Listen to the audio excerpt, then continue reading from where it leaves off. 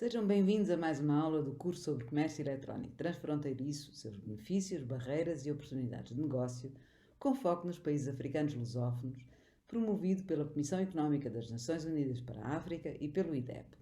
Esta é a quinta aula do módulo 5 e hoje vamos falar sobre litígios e a sua resolução no comércio eletrónico. Leiam atentamente os textos de apoio deste módulo, onde vão encontrar muito mais desenvolvidos os temas que hoje aqui vamos abordar. Eu sou Rita Carneiro e tenho estado a acompanhar-vos como tutora ao longo deste curso.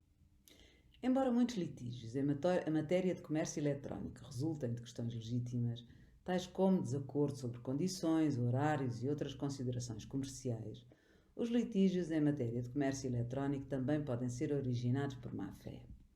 Por exemplo, um consumidor pode alegar que um produto chegou danificado quando não chegou, ou pode dizer que nunca o recebeu, tentando levar a empresa a enviar um segundo produto. Este é um esquema que tem sido observado ao longo do tempo e em que se alega a não entrega, mas o consumidor acaba por vender o bem a outra pessoa com desconto e obtém a sua substituição pela empresa.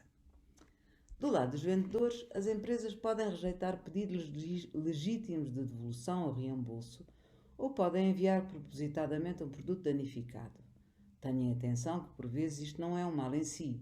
Os vendedores podem vender produtos defeituosos ou danificados com desconto, no pressuposto de que o dano ou o problema com o artigo foi comunicado ao consumidor para que este compre conscientemente um produto danificado. E uma vez que os litígios no comércio eletrónico transfronteiriço ocorrem a nível internacional, as MPME poderão ter que enfrentar questões com que antes apenas as empresas internacionais de muito maior dimensão eram confrontadas. As MPME têm agora de lidar com a resolução de litígios em várias regiões e com as expectativas dos clientes, que podem ser muito diferentes das do seu mercado nacional ou tradicional. De um modo geral, podemos classificar os litígios relativos ao comércio eletrónico em duas grandes categorias: os litígios contratuais e os litígios não contratuais.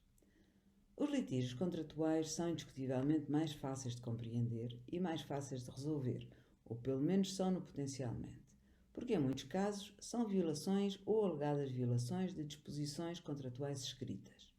Por exemplo, num ambiente business to business em que as empresas online e os seus fornecedores estão em desacordo, o que acontece se uma empresa celebrar um contrato com o fornecedor em que este lhe impõe a obrigação de fornecer as matérias-primas de que necessita para a produção no prazo de 30 dias, a contar da data da encomenda, mas fornecer regularmente esses bens no prazo de 45 dias. É claro que pode haver uma cláusula geral para resolver problemas de fornecimento ou outras deficiências específicas, mas e se o fornecedor se atrasar porque está a dar prioridade a outras empresas em violação do seu contrato? Este pode ser um exemplo de uma infração contratual.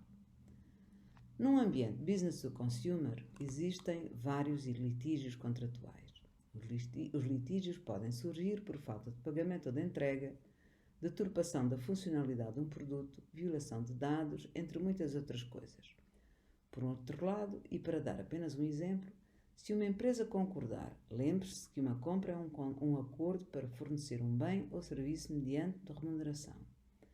Em fornecer uma garantia de reembolso de 30 dias para o produto, mas no 25º dia, quando um cliente solicita o reembolso, a empresa nega por um motivo não especificado, isto seria considerado uma infração contratual.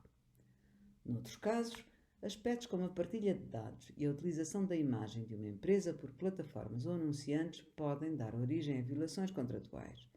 É obviamente necessário estabelecer termos nos acordos entre empresas e plataformas para evitar potenciais litígios. Por outro lado, há também uma série de litígios não contratuais que podem surgir. Estes podem ser mais difíceis de resolver porque, antes de mais, é necessário provar que houve uma quebra de algum tipo de confiança. Por exemplo, os litígios sobre direitos de autor podem surgir quando um terceiro utiliza propriedade intelectual sem autorização. Para uma utilização de alto nível e para fins educativos, a utilização de algum material protegido por direito de autor, como logótipos, é permitida, especialmente os que são do domínio público, mas a utilização do logótipo de outra empresa para comercializar o seu próprio produto ou a utilização de propriedade intelectual de outra empresa para algum fim que possa potencialmente dar-lhe lucro e sem autorização da mesma, constitui certamente um conflito extracontratual. Por exemplo, tente chamar ao seu hambúrguer um Big Mac ou um Whopper e veja se a McDonald's ou a Burger King vão ficar sem reagir. Os diferentes sobredados surgem também entre empresas e consumidores. Por vezes, as empresas podem utilizar dados ou vendê-los a sites web que os consumidores não querem que os utilizem. No nosso debate geral sobre dados nesta disciplina, vimos como os dados e a sua utilização pode ser tema particularmente complexo. Por último, os litígios em matéria de concorrência podem surgir quando as empresas violam as regras de concorrência ou adoptam um comportamento anticoncorrencial. Tenham atenção que, embora o comportamento anticoncorrencial viole o direito nacional e, por vezes, o direito internacional, trata-se de um litígio não contratual, porque habitualmente o comportamento anticoncorrencial não está previsto num contrato entre duas empresas ou entre uma empresa e um consumidor. Seria estranho assinar um contrato na compra de, digamos, um computador para não vir a utilizá-lo numa atividade anticoncorrencial contra o vendedor, não lhe parece? Existem duas modalidades da resolução dos diferendos eletrónicos. A primeira é através do contencioso num processo judicial. O processo judicial é exatamente aquilo que nos é familiar no sentido tradicional, uma ação judicial acompanhada de uma comparência em tribunal perante um juiz. No sentido tradicional, o recurso ao contencioso foi sempre o mais comum e tem certamente vantagens. Por exemplo, uma vez que a decisão de um juiz é juridicamente vinculativa, o fim do processo é definitivo e legalmente aplicável. No entanto, o recurso ao contencioso pode ser moroso e dispendioso, deixando as PME em desvantagem em tribunal. A resolução alternativa de litígios, ou RAL, tornou-se muito popular nos últimos anos, especialmente com o aparecimento do comércio eletrónico, deixando para os tribunais para as grandes empresas e os grandes grupos económicos, embora estes também tentem evitar os litígios. Regra geral, a resolução de litígios por via eletrónica ocorre de três formas. A facilitação é o tipo menos formal de RAL, envolve uma ou mais partes imparciais que ajudam as empresas em litígio a negociar o problema e a chegar a um acordo sobre as condições estabelecidas. Os facilitadores atuam basicamente como árbitros entre as duas partes. A vantagem da facilitação é o facto de ser barata e rápida, mas por vezes as partes não conseguem chegar a acordo através deste mecanismo. A mediação é um pouco mais formal. Neste caso, é chamado um árbitro neutro, um mediador, para ajudar a resolver um litígio. O papel do mediador é passivo, mas ao mesmo tempo é importante porque ajuda as partes a chegarem a acordo. Infelizmente, os acordos de mediação não costumam ser juridicamente vinculativos, mas têm o lado positivo de serem mais fáceis e mais baratos do que um processo judicial propriamente dito. Por fim, a arbitragem. A arbitragem é o RAL mais formal e, em muitos casos, é juridicamente vinculativo. A arbitragem ocorre depois de duas partes concordarem em entrar numa negociação de arbitragem e concordarem que o resultado será respeitado.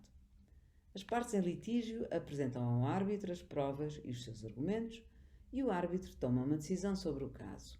A arbitragem é mais barata do que o processo judicial e é, de facto, um contrato, tornando o resultado vinculativo. Se as partes não cumprirem a convenção de arbitragem, podem sempre recorrer a tribunais. Mesmo com o leque de opções disponíveis, litigância, facilitação, mediação e arbitragem, as MPME podem continuar a ter dificuldade em resolver litígios. A própria natureza de um diferendo implica um custo em termos de tempo e dinheiro, e muitas MPME simplesmente não conseguem lidar com isso em cima das responsabilidades que já têm para com as suas empresas. Para resolver estas questões, surgiu um novo mecanismo, a Resolução de Litígios Online, RLL. A RLL tem vários nomes, incluindo Resolução de Litígios na Internet, Resolução Eletrónica de Litígios ou Resolução de Litígios assistida por tecnologia. Embora as RLL também possam ser utilizadas em litígios comerciais tradicionais, a sua popularidade para o comércio eletrónico aumentou muito, especialmente durante a pandemia de Covid. As RLL podem assumir várias formas. Resolução online, quando um sistema online é criado para resolver automaticamente os litígios relativos ao comércio eletrónico. Arbitragem online acontece quando um árbitro é envolvido na discussão de forma digital para que as partes não tenham de estar fisicamente presentes no mesmo local para arbitrar entre os litigantes. Os árbitros adotam a mesma funcionalidade que já antes foi referida. Resolução online de queixas dos consumidores. Aqui, o correio eletrónico pode ser utilizado para tratar as queixas dos consumidores e pode facilitar muito a centralização das queixas, fazendo com que as empresas as compreendam melhor. A mediação online, como a mediação tradicional, só que digital. A negociação assistida. A negociação assistida é um método inovador e introduz ferramentas TIC como mediador. Estas ferramentas podem fornecer diretrizes aos litigantes e dar sugestões sobre como chegar a um acordo. A reversão de transações. Estes envolvem terceiros, como as empresas de cartões de crédito e de débito, que têm o poder de reverter uma transação. Neste caso, a empresa de cartões de crédito pode reembolsar o cliente. Um eventual constrangimento das RLL para as PME é que estas podem não ter a capacidade tecnológica para ceder aos mecanismos da RLL, ficando assim em desvantagem. Para terminar, uma breve discussão das plataformas da RLL. A ICANN dispõe de uma plataforma eletrónica acreditada de resolução de litígios, na qual as queixas são apresentadas online e são nomeados árbitros para resolver as reclamações. A ICANN trata geralmente de questões de cybersquatting, registro e utilização não autorizados de nomes de domínios. A Plataforma Europeia de Litígios Online pode ser acedida pelos Estados-membros da União Europeia. As queixas podem ser registadas e serão depois distribuídas para negociação.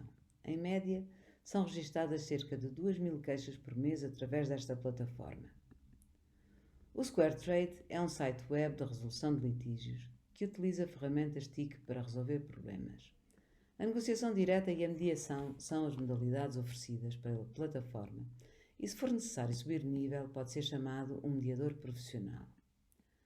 O Centro de Arbitragem e Mediação da Organização Mundial da Propriedade Intelectual faz parte desta organização e oferece mediação, arbitragem e arbitragem acelerada.